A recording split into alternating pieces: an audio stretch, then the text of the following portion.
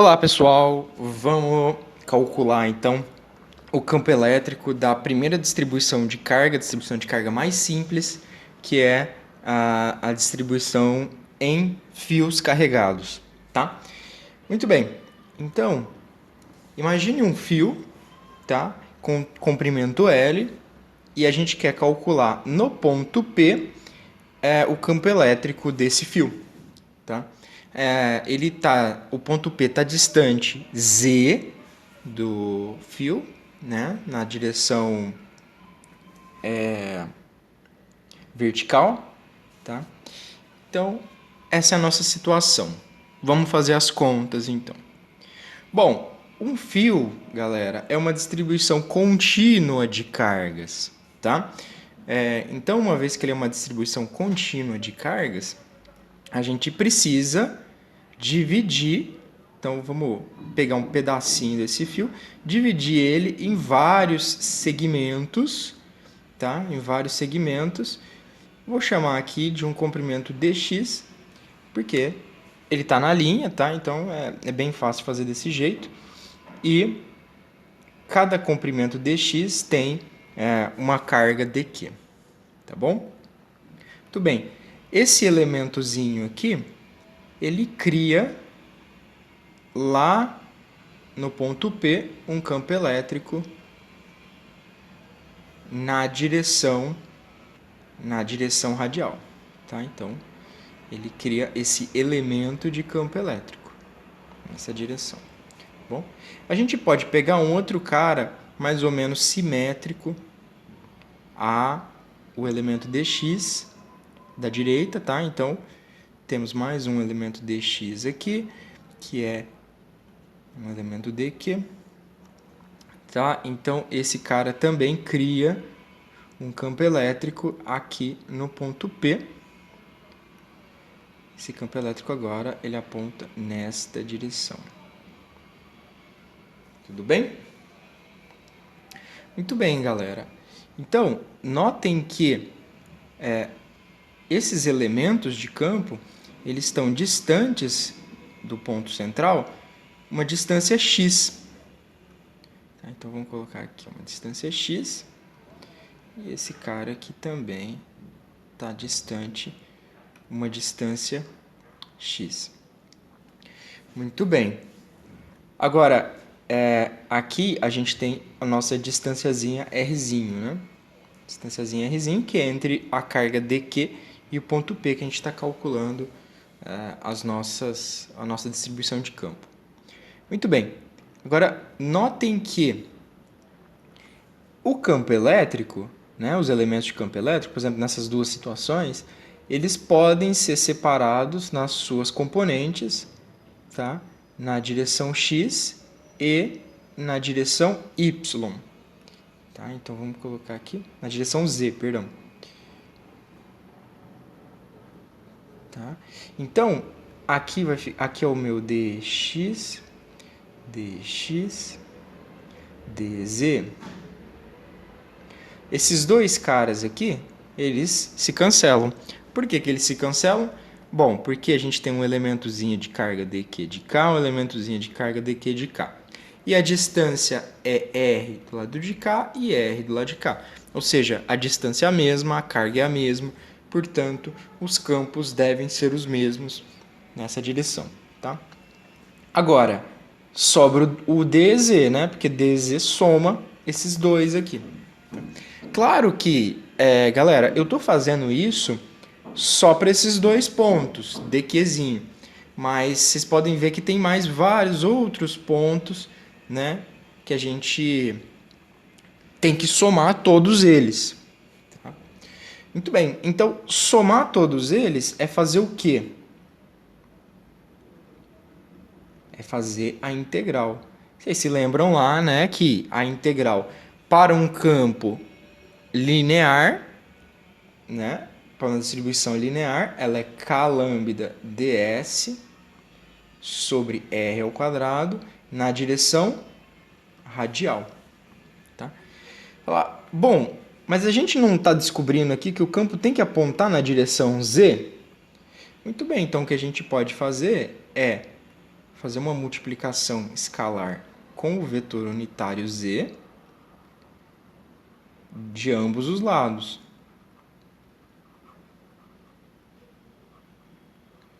Tá? Multiplicação escalar com z. Muito bem. Esse carinha aqui, o primeiro, né, vai dar simplesmente o meu EZ. Vocês se lembram lá de cálculo vetorial, né? Então, isso daqui vai dar o EZ. Tá? E do lado de cá, nós temos K lambda sobre R ao quadrado ds.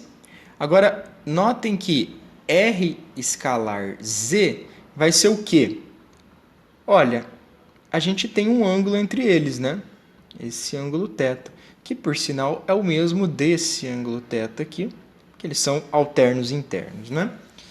Então, esse cara aqui é cosseno do ângulo θ. Tudo bem? Cosseno do ângulo θ.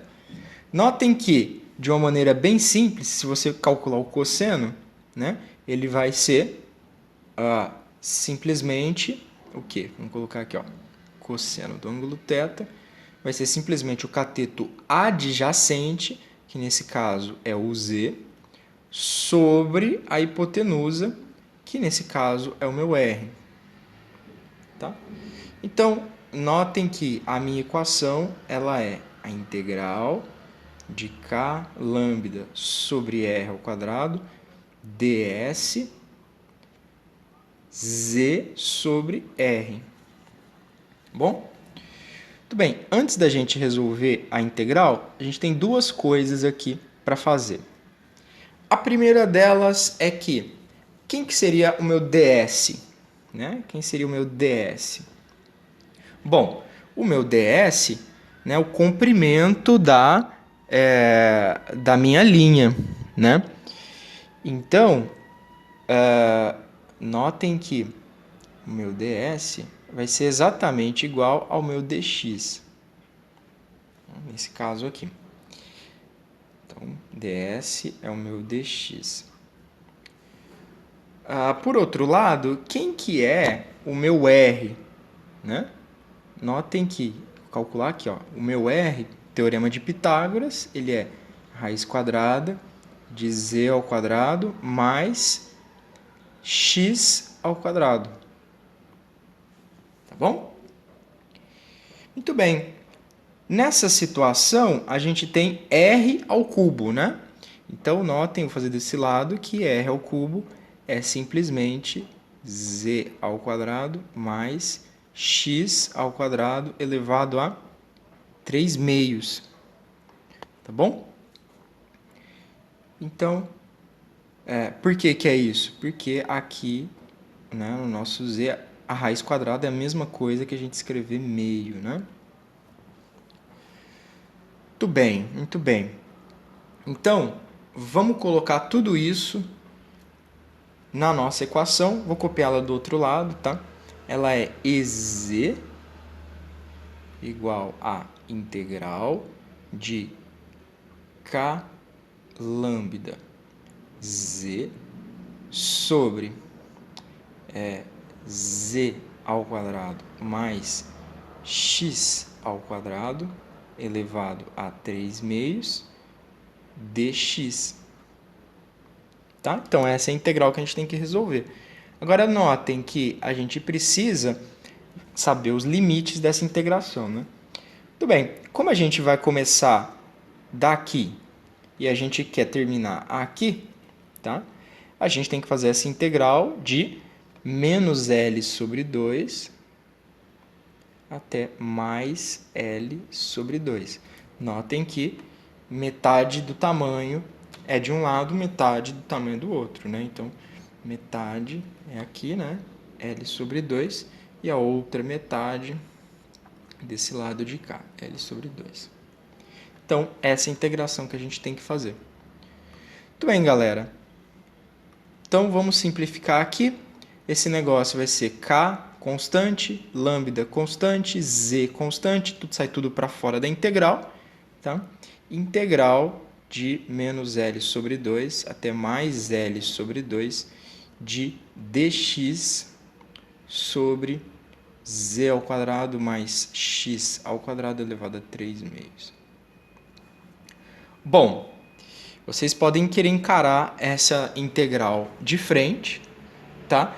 Mas o que eu vou fazer é procurar essa integral numa tabela de integrais, tá? Então eu vou deixar o link de algumas tabelas de integrais para vocês olharem aí, tá? Tem uma outra forma, eu também vou falar no final desse vídeo, mas já vou deixar o resultado aqui para vocês, que é integral de dx sobre z ao quadrado mais x ao quadrado elevado a 3 meios, ela é x sobre z ao quadrado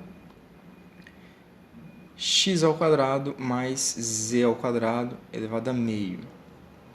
Então, essa é a integração que a gente pegou de alguma tabela de integrais. Tá? Então, vamos colocar ela aqui. K lambda z x sobre z ao quadrado vezes a raiz quadrada de x ao quadrado mais z ao quadrado. A gente ainda não substituiu os limites, então vou repetir ele aqui, de menos L sobre 2 até mais L sobre 2. Tá?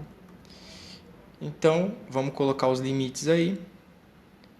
K lambda z. Aliás, esse z, ó, a gente pode... Vou apagar ele aqui. K lambda. A gente pode simplificar aqui, né? Então, já vamos tirar ele de cá. Lambda sobre z. E aí, a gente tem L sobre 2, substituindo, né, limite superior menos limite inferior, esse é o teorema fundamental do cálculo, a raiz de L sobre 2 ao quadrado mais z ao quadrado menos, agora aqui, ó, limite inferior, que é menos L sobre 2, sobre raiz de L sobre 2 ao quadrado mais z ao quadrado. Fechamos aqui. Notem que menos com menos vai dar mais, né? Então, L sobre 2 mais L sobre 2 vai dar simplesmente L. Portanto, nós chegamos que o campo elétrico é K lambda sobre Z, L sobre a raiz de L sobre 2 ao quadrado mais Z ao quadrado. Tudo bem? Então, este é o campo elétrico de uma linha de cargas. Tá bom? Novamente, esse cara é um vetor, portanto, ele aponta na direção z, nesse caso aqui. Tá? Galera, então vamos fazer, né, algumas análises aí. O que acontece? O que acontece quando o nosso z ele é muito maior do que o nosso L? O que acontece nessa situação? Acontece que eu vou poder desprezar esse termo aqui, tá? Vou poder desprezar esse termo, e aí vai sobrar z ao quadrado dentro da raiz. A raiz de z ao quadrado vai dar z, né? Então, nós temos que o nosso campo ele é K lambda L sobre z vezes z, né? Z ao quadrado. Bem, então o que significa isso? Significa que ele se comporta como o campo de uma carga pontual, tá bom? Quando o z é muito maior do que o L. Agora, qual é a situação quando o z do meu z for muito menor do que o meu L? Ou seja, o meu L é muito maior do que o z agora. A situação inverte. Bom, acontece que eu vou desprezar este termo aqui agora, tá? E aí vai ficar L, né? L sobre 2. Vai ficar L ao quadrado sobre 4. Sai L sobre 2 da raiz, né? Então, nós teríamos uma situação assim, ó. L sobre 2. Né? Simplificando aqui, a gente chegaria à situação de que o campo é igual a 2 vezes K lambda sobre Z. Essa é a situação quando o L é muito maior do que o Z. Tá bom? Galera, notem que o lambda, eu falei na aula anterior para vocês, ele é a carga Q dividido pelo comprimento, né? Dividido pelo S lá, né? Então, nessa situação, notem que esse carinha aqui vai ser simplesmente KQ sobre Z ao quadrado. Tá? Bom, moçada, então, eu disse para vocês que tá aí, né? O nosso decaimento. Notem que quando o Z, aqui eu pilotei o Z, tá lá no GeoGebra, vocês podem fazer também. Quando o Z começa a ficar muito grande, o que acontece é que o campo elétrico devido ao fio se aproxima do campo elétrico devido a uma carga pontual. Tá bom? Galera, agora tem uma coisa muito importante, que é o seguinte. Eu disse para vocês que o campo elétrico é a integral de K lambda ds sobre R ao quadrado na direção radial. Tudo bem? Agora, notem uma coisa muito importante aqui. Esse vetor unitário R, eu não deixei ele sair da integral. Tá? E isso é uma coisa muito importante. O vetor unitário R não pode sair da integral. Por outro lado, quando a gente fez a multiplicação escalar dos dois lados, eu coloquei o vetor unitário Z para dentro da integral. A situação é que o vetor unitário R, ele depende do ds, tá? Ele depende das coordenadas, então, em geral, você não pode tirar ele da integral. Por outro lado, os vetores unitários retangulares, eles não dependem das coordenadas. Tá? Então, vamos para um desenho esquemático aqui. Bom, fiz o Z e o Z e o X. Né? Então, notem que você tem o vetor unitário na direção X, o vetor unitário na direção Z. Esses caras não mudam. Tá? Aí você tem o vetor R, e aí essa é a direção radial, coordenadas polares agora. Tá? Essa é a direção radial. Aqui tem uma outra direção que é a direção θ. Tá? Óbvio, não é o objetivo da nossa aula, tá? Mas eu só queria relembrar para vocês que esse vetor unitário R, ele muda. Imagina que vocês mudem, né? Porque, sei lá, a partícula anda. Se andasse, por exemplo. Então, você mudaria o vetor R para cá. Nesse caso, notem que o meu vetor unitário R mudou para cá. Tá? Então, ele foi daqui para cá. Ó. Né? Mas os vetores unitários x e z não mudaram. Tá? Então, essa é uma situação bastante importante que a gente tem sempre que endereçar. Bom, pessoal, então notem aqui que a gente está no Falstad, tá? E agora eu vou mostrar para vocês a distribuição de uma linha de cargas, tá? Então, aqui, linha de cargas. Vamos colocar field lines, não, vamos colocar field vectors, vou colocar reverso, isso. Então, notem que a linha de cargas tem esta distribuição de vetores. Tá? Então, você tem lá os vetores, a linha está em amarelo e os vetores aí. Tá? Então, vamos colocar no eixo X. Então, notem que essa é a situação para a linha de cargas. Tá? Os outros vão ser a mesma coisa. A gente pode aumentar para vocês verem como é que fica a situação dessa linha. É claro que essa linha a gente não chegou a ver ainda, mas essa é uma linha infinita. Tá?